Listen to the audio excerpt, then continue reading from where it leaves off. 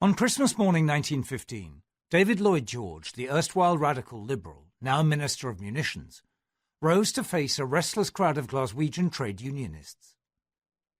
He had come to demand a further round of recruits for the war effort, and his message was suitably apocalyptic.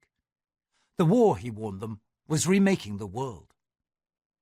It is the deluge. It is a convulsion of nature, bringing unheard-of changes in the social and industrial fabric. It is a cyclone which is tearing up by the roots the ornamental plants of modern society.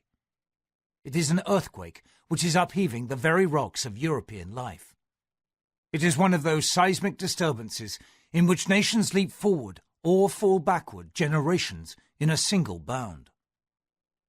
Within 4 months, his words were echoed from the other side of the battle lines by the German Chancellor Theodor von Bethmann-Hollweg.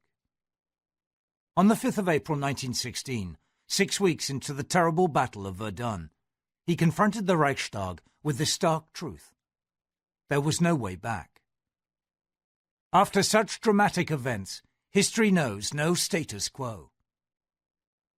The violence of the Great War had become transformative. By 1918, World War I had shattered the old empires of Eurasia, Tsarist, Habsburg, and Ottoman. China was convulsed by civil war. By the early 1920s, the maps of Eastern Europe and the Middle East had been redrawn.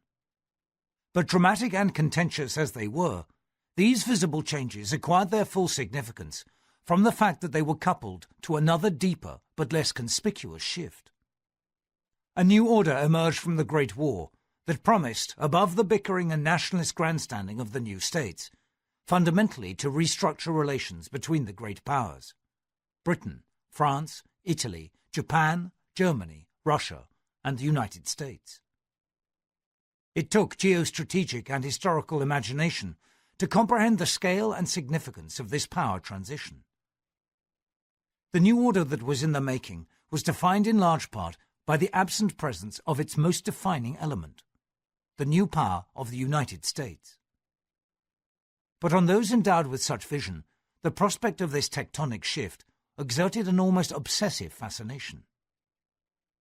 Over the winter of 1928-29, 10 years after the Great War had ended, 3 such contemporaries, Winston Churchill, Adolf Hitler, and Leon Trotsky, all had occasion to look back on what had happened.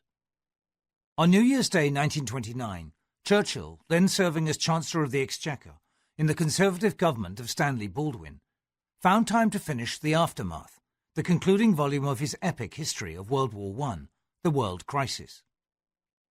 For those familiar with Churchill's later histories of World War II, this last volume comes as a surprise.